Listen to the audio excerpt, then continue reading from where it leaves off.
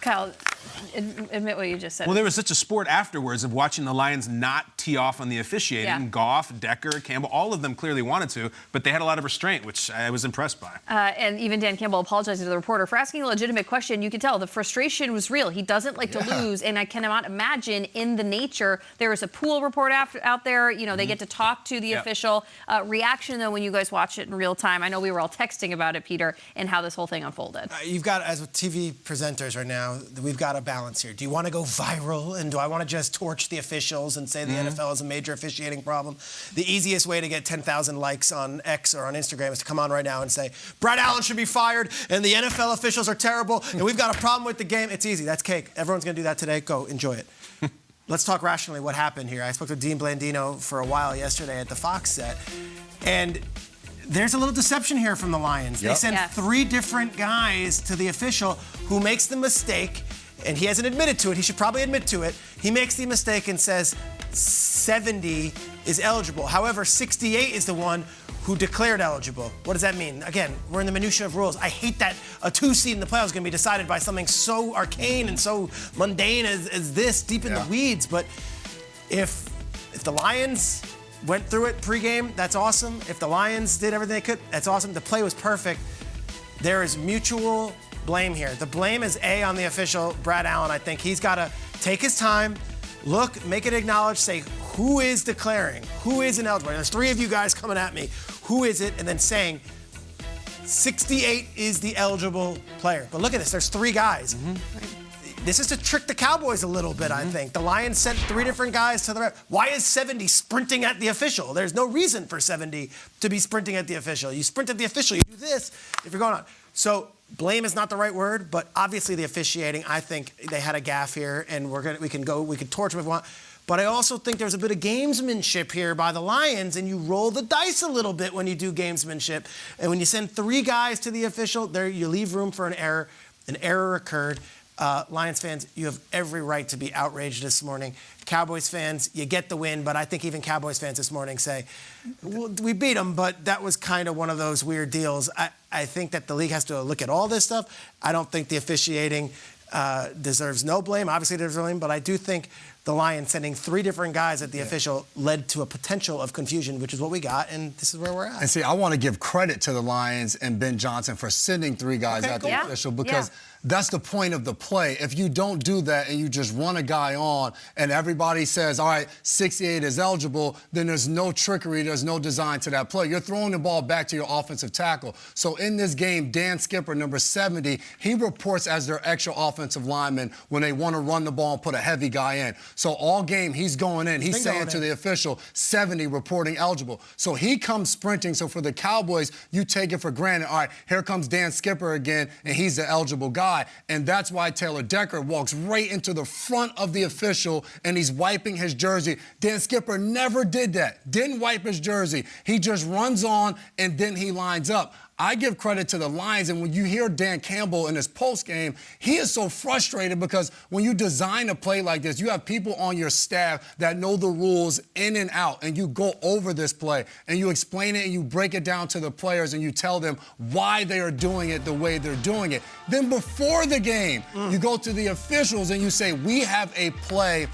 This is the design of it, and this is how we're doing it, and this is the rules, and this is why we're doing it that way. So they did everything right, and I think it was just a mistake by the official, which is human nature, where you look at it and you assume 70 has been coming in so often throughout this game, and you just take it for granted, and that took points off the board. So the Lions have every right to be upset.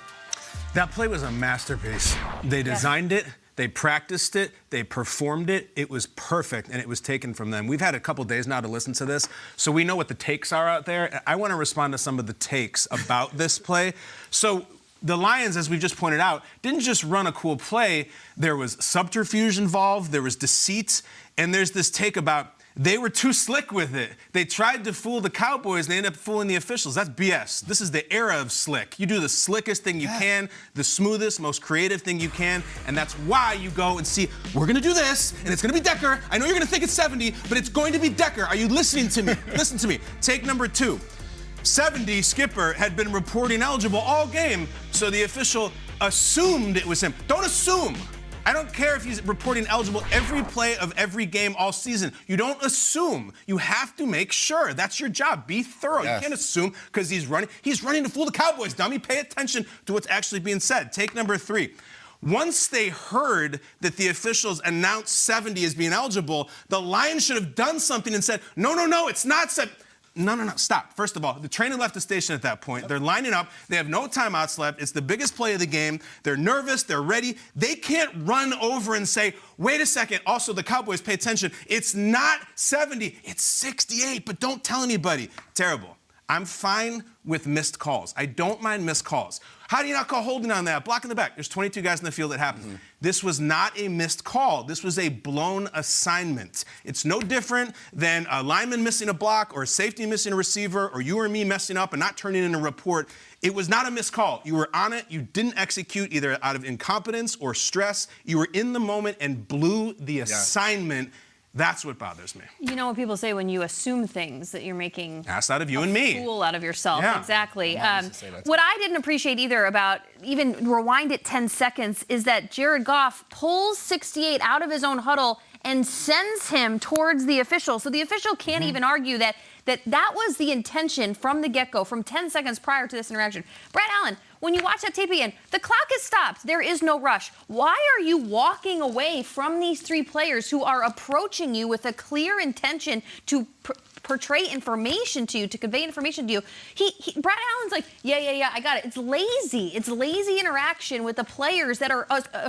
If you watch that tape again, and please, can we roll it? There is never a moment where Brad Allen is just standing there listening to 3 players who are coming at him. If he had taken the time, he's just on the move. He's just walking.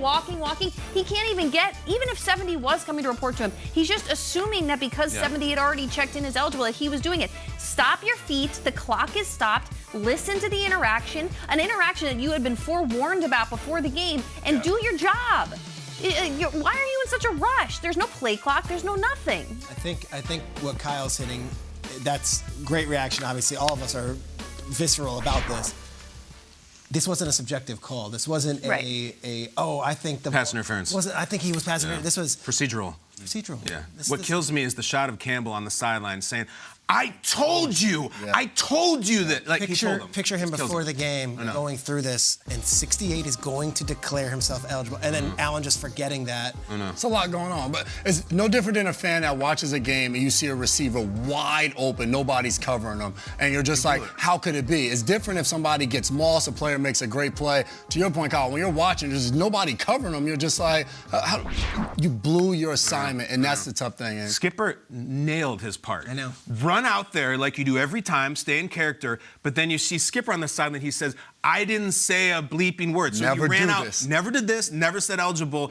There was an assumption made in the heat of battle, and you can't do that. This brings it back to a couple months ago. The Rams lost to the Steelers, and McVay didn't have any challenge flags left, so he couldn't challenge a bad spot. And everyone blamed McVay. Well, you burned your timeout. And McVay's response was basically like, why should I have to worry about saving a timeout for an official making a mistake? Right. Same kind of thing when we say, yeah, well, and I said it, 3 different guys, they confused Brad Allen, and, you got too cute. Unfortunately, the officiating, you can't 100% guarantee that they're going to get it right, especially this season where it hasn't been necessarily nails in some big spots. Oh, man, that was therapeutic.